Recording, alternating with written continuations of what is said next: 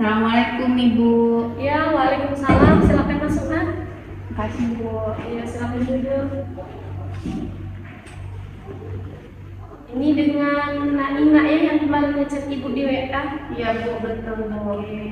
Mungkin sebelumnya kita perkenalan terlebih dahulu karena ada pepatah yang mengatakan kalau tak kenal maka tak sayang. Jadi kita harus kenal-kenalan dulu biar kita sayang, biar ngobrol nyaman.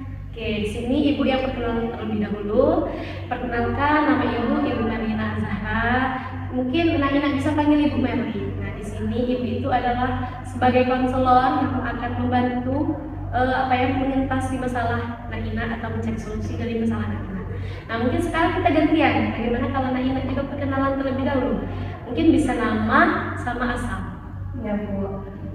Perkenalkan Bu, nama saya Ina Febrianti Bu. Biasa dipanggil Ina. Terus kalau asalnya dari Terawang Bu, Bangka. Oke, jadi Naina ini berasal dari Terawang, Bangka.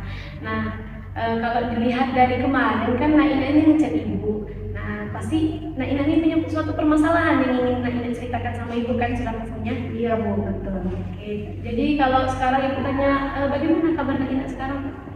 Kabarnya lumayan tidak baik Bu. Oke, tidak baik ya. Ya, Bu. Oke, tapi Ibu harap masalah Naina ini jangan sampai berlarut-larut sampai bikin kesehatan Naina itu menjadi menurun. Oke, jadi di sini itu Ibu mau tanya terlebih dahulu, apakah Naina pernah melakukan konseling sebelumnya? Belum pernah Bu. Oh, belum pernah. Jadi ini pertama kali Naina melakukan konseling. Iya. Oke, jadi karena berhubung Naina pertama sekali melakukan konseling, di sini Ibu akan menjelaskan terlebih dahulu apa itu konseling, bagaimana aturan-aturan yang ada dalam konseling itu. Iya. Ya, jadi konseling ini adalah bantuan profesional yang diberikan oleh seorang konselor yaitu Ibu kepada seorang konseli yaitu Naina. Nah, di sini apa tujuan kita?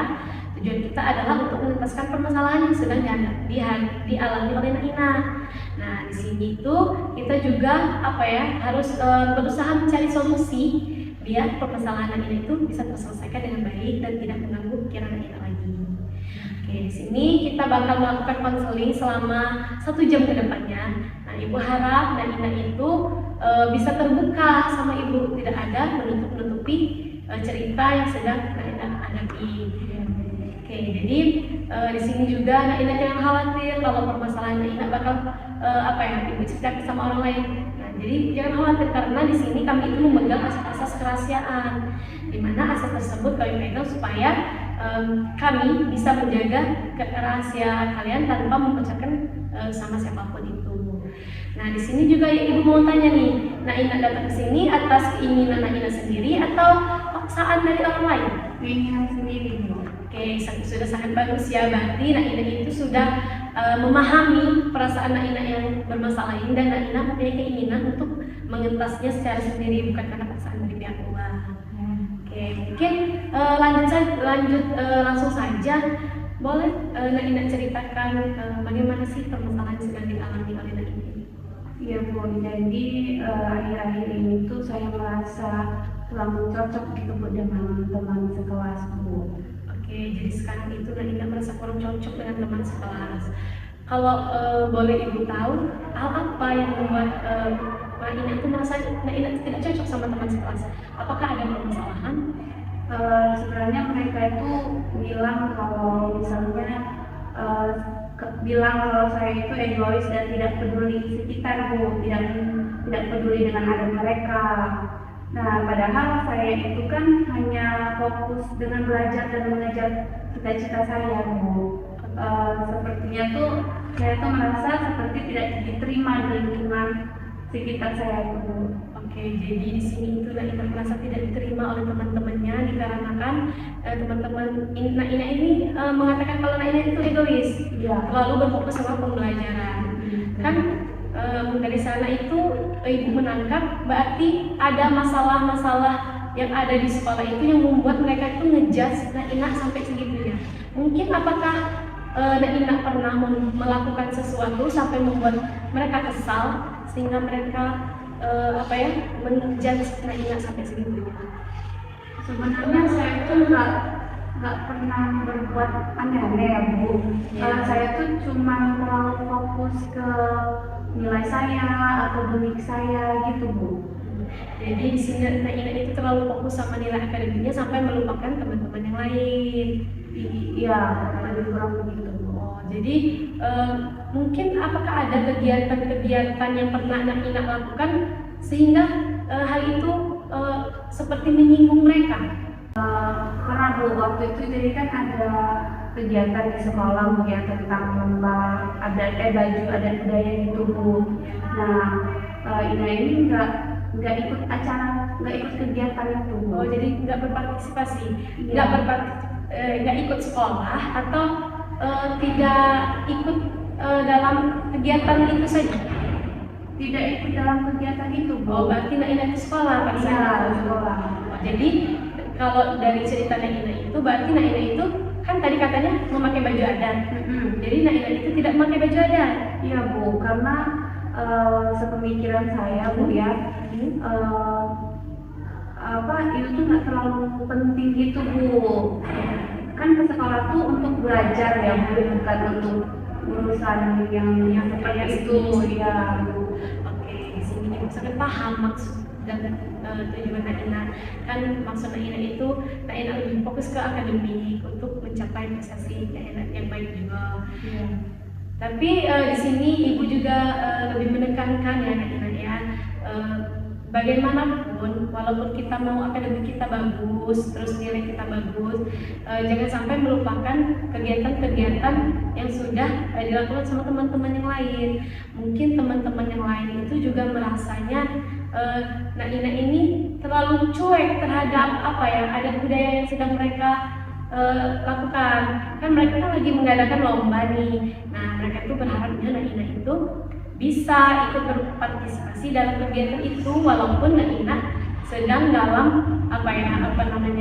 dalam fokus terhadap akademi. Iya, itu juga kan karena mau ujian Bu, makanya saya itu fokusnya ke akademik, nggak ke kegiatan-kegiatan lain. Ya, Ibu sangat memahami hal itu. Kan katanya tadi Naina itu menekuni akademik ya, tidak memikirkan bidang-bidang kesenian. Nah, kalau Ibu boleh tahu itu bidang akademik apa yang Naina tekuni? Bidang akademik yang saya tekuni, yang saya suka Bu ya. Iya, betul.